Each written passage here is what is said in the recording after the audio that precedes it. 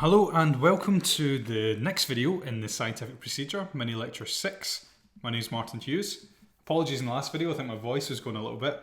But this week we're going to be looking at analysis again. So in the last video we looked at analysis using very simple examples, and this week we're still going to be looking at analysis, but hopefully we're going to use data or similar type data to the data you've extracted from the virtual hides.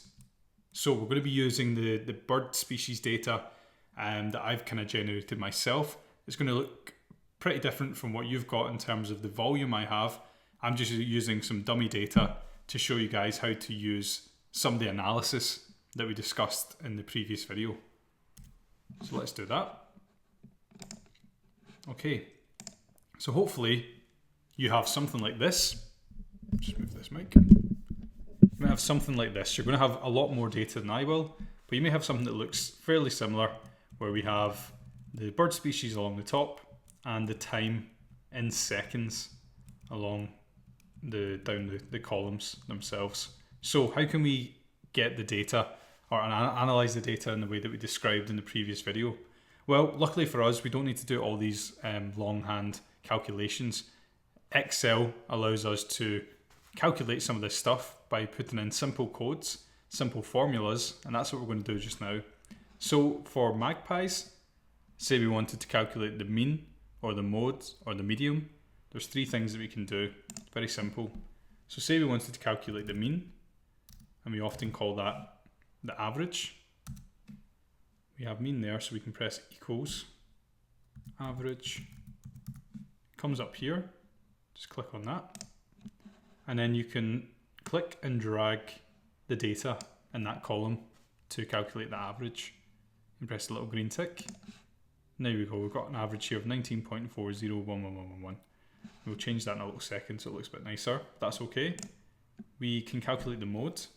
So the mode, remember, was the number that was found the most within that data set. So we can click equals MODE. We have it here, mode. Same thing again, click and drag. Green tick. Now that gives me not available, a kind of error message almost. And that's okay, that's fine. That's because none of these numbers are the same. So we can calculate the mode, but we're not really going to use the mode. It's not going to tell us anything about our data. So what I'm actually going to do is just delete that. But that's how you calculate the mode, very, very simple. What we maybe want to be interested in, that's maybe a bit more informative, is median. Equals median. Click on median there. And again, clicking and dragging. Just the magpie at the moment. And it gives us our median. Okay, so fairly straightforward, and we looked at that last week in the examples, and we don't need to calculate it ourselves. We can do that to double check if you don't think that the mathematics is correct, but I think I alluded to it last week that we know how to drive a car. We don't need to know what's happening under the bonnet. It's interesting to know what's happening under the bonnet, but Excel is doing all this calculation for us, so it saves us a lot of time, so it's worth doing it like that. And the second thing we maybe want to look at then is the standard deviation. Remind ourselves that the standard deviation was the deviation of, or the variation within a data set. What do we mean by that? Well, we mean the variation, for example, here. You can see magpies have 12 seconds all the way up to 38 seconds. Crested pigeons spent time about 27, 23, all the way up to 71. So there's a lot more variation in this column here. A lot less variation in galahs. I spelled galahs wrong. I've been spelling it wrong. Apologies. Galah, spelled correctly now. A lot less variation. And starlings, they have a bit more variation than galahs. So the standard deviation will allow us to get a number, get a handle on the variation within the data set, which is really interesting and important. So what we can do, we go here, we type in standard deviation. Now we want to just double click here, opens up this column to fit the whole word in. We can click equals STDEV, standard deviation. Okay, it's abbreviated, but that's what it means, standard deviation. Click on that. Click on our column, and that calculates the standard deviation. Remember, the calculation for that involved a lot of brackets, squaring all the numbers, and then eventually we get this number. We can do this very simply in Excel, so that's a really handy one to know. And remember, we had the coefficients of variation, that was turning this into a percentage. So we can do that as well by just dividing this number with the mean. So we can do coefficient.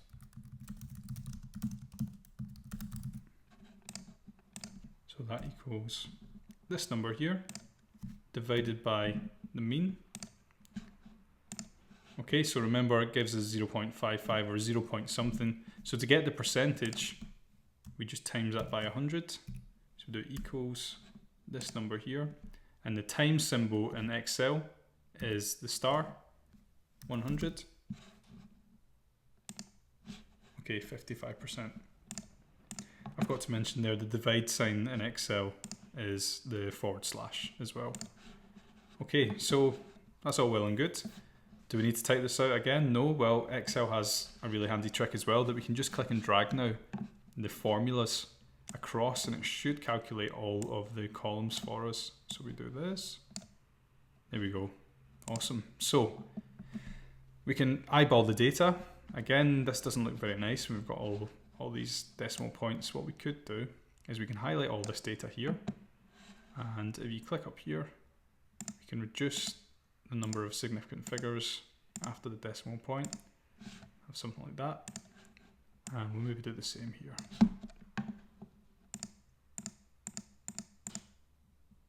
Okay, that looks a bit nicer.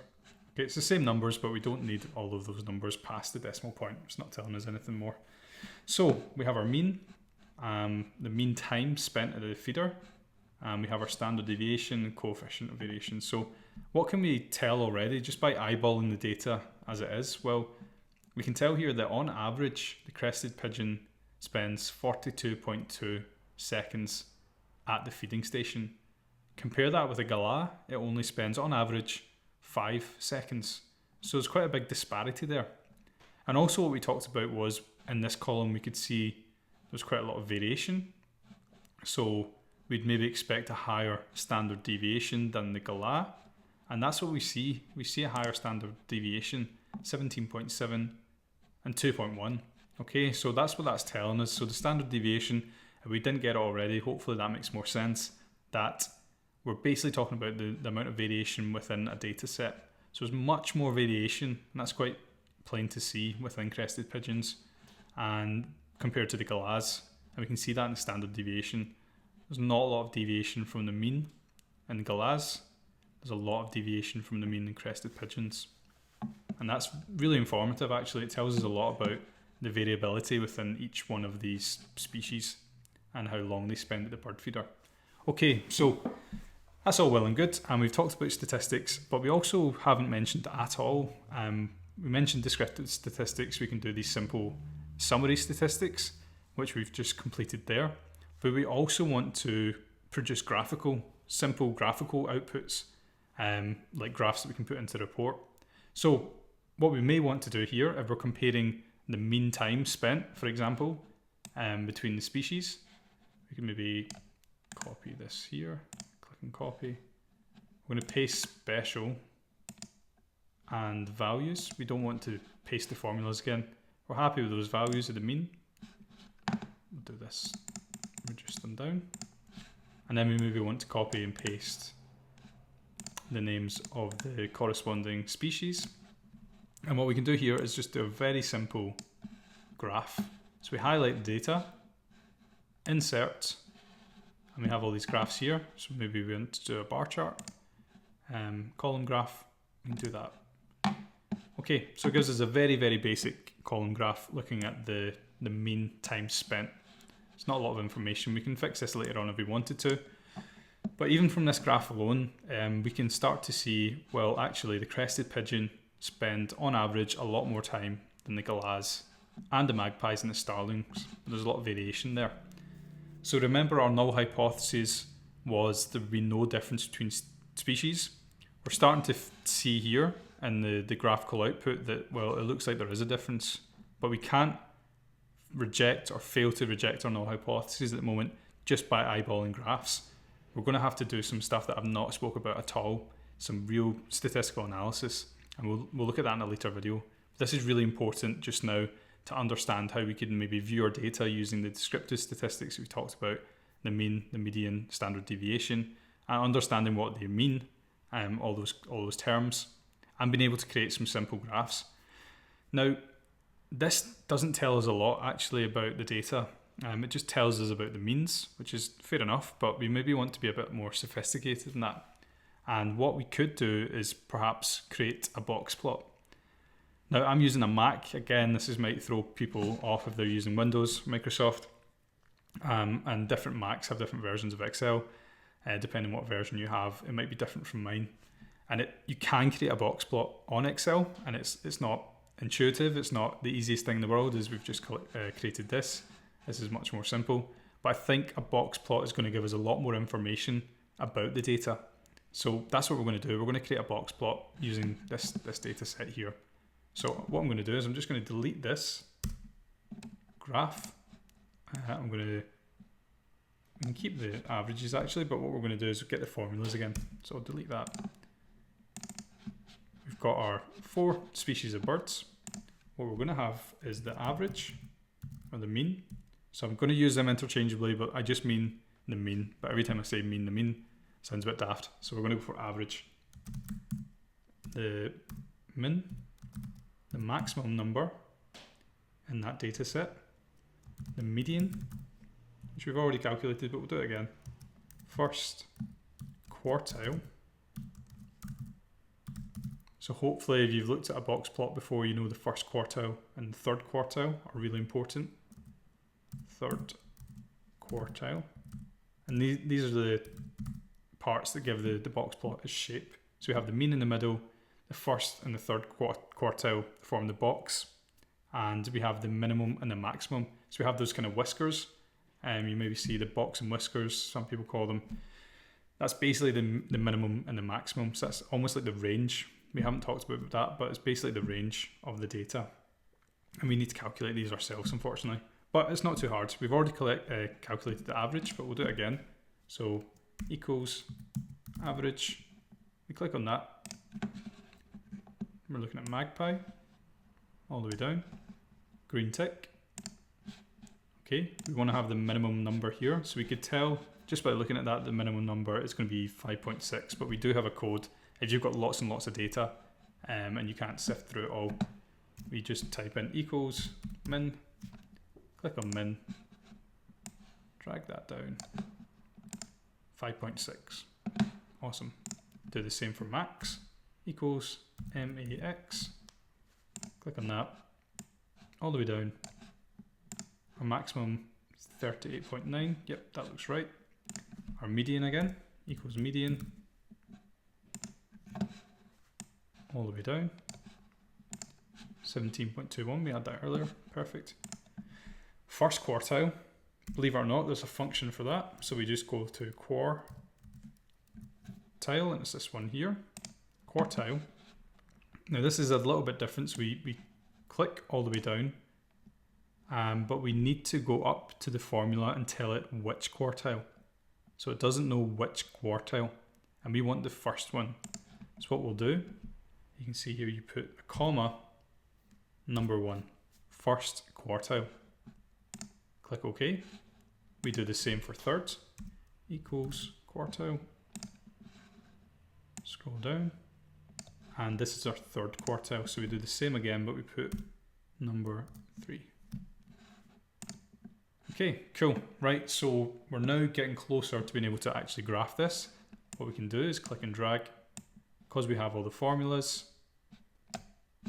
Perfect, there we go. So we've got everything from magpie, pigeons, galah, starling. Okay, we're not done yet. There's another step. That was step 1. Not too complicated though, I hope you'll agree. But now what we need to do is get the data in a format that allows us to construct the box plot. And there's no function for that in Excel at the moment. That we can't just click box plot, so we're going to have to be a bit clever about it. But it's fairly straightforward, so hopefully you can keep up with this. So we're going to write Q1, quartile 1, median, Q3, quartile 3, min, max. Okay, we also want to get our bird species in here, magpie, crested pigeon, pala, 2 L's, starling. Okay, so we've got our birds, Q1, median, Q3, min, max. So Q1 is going to be the same as the Q1 up here. So we're just going to put in another formula. So we're going to put equals whatever is in this cell. Okay, this cell is going to equal whatever is in this cell. And that's all good. But now this is where we change things. So we're not just looking at the median. We're looking at how much the median differs from Q1. How much the median differs from Q1. This is now us getting into the box plot shape. And this will become clearer as we go through. So if you don't understand at the moment, just trust what I'm saying, and hopefully you'll understand as we go through. So for here, we're going to go equals how much the median differs from Q1. Okay, so it's the median minus the first quartile, and press the green tick.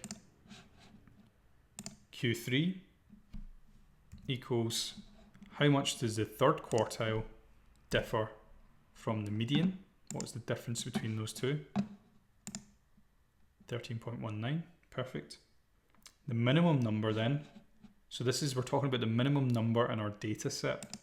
The minimum number in our data set must be Q1 minus the minimum number, which is 8. And the max equals maximum number minus Q3.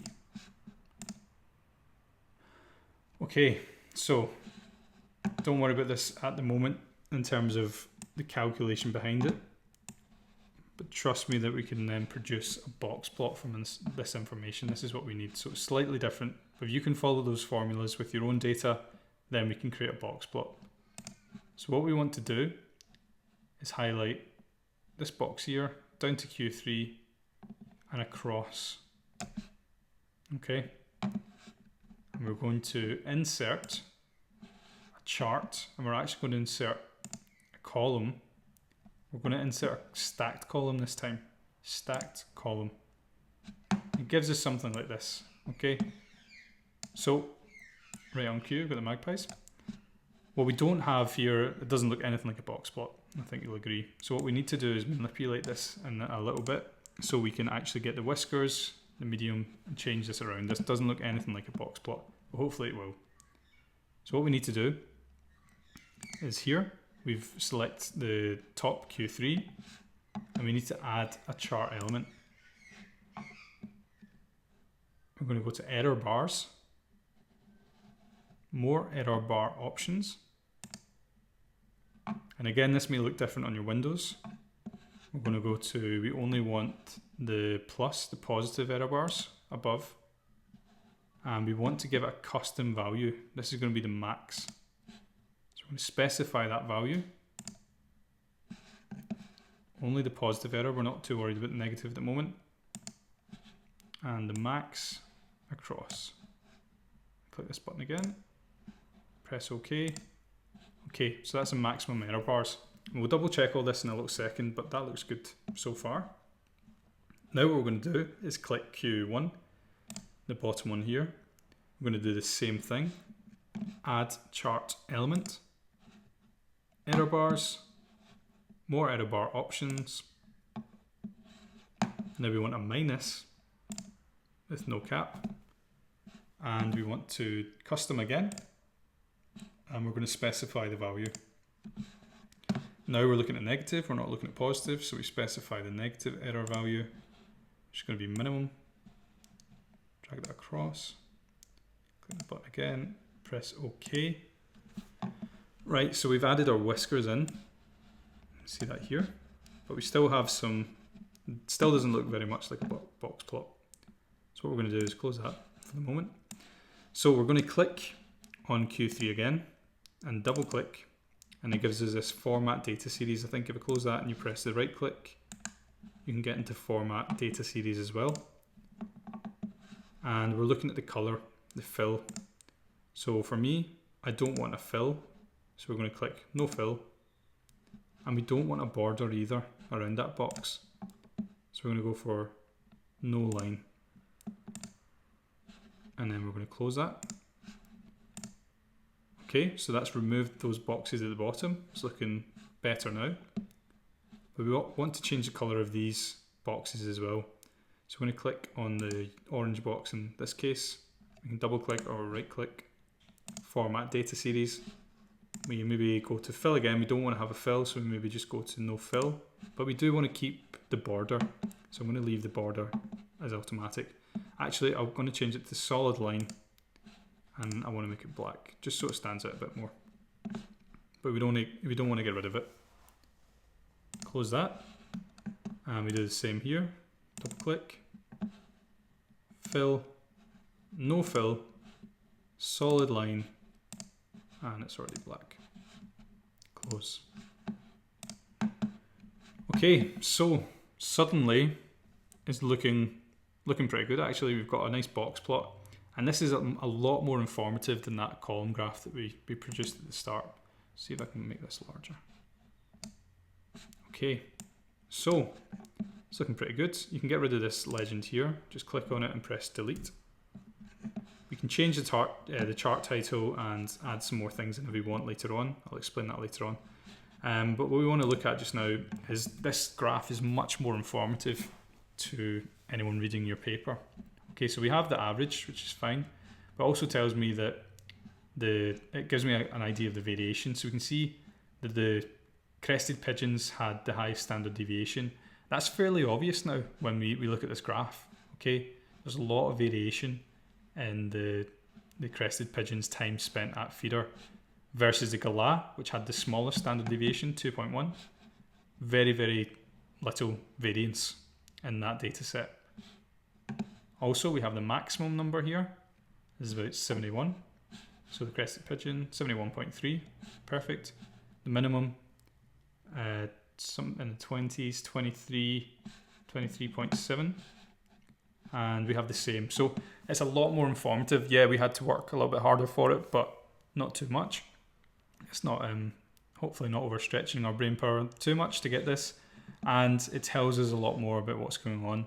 So without having to talk about the data set in terms of explaining every little piece of it, the main purpose of a graphical output like this is it tells the readers a lot of information without bombarding them with tables and lots of other graphs, all that stuff. So I would try and do that if you can with your own data, and that's going to look great. And what we can do is we can format this chart, and I'll do that in the next video, and make it look a bit better. But for the moment, that's all we're going to cover. Next week, in the next video, I'm going to tell you guys, okay, we have our data. How do we test our null hypotheses statistically? How do we do that? It's something I've not really talked about. We've just looked at graphs and said, okay, it looks like there's a relationship. We've failed to reject our null hypotheses. A little bit more complicated than that, but nothing you can't handle. So we'll talk about that next video. Thank you very much.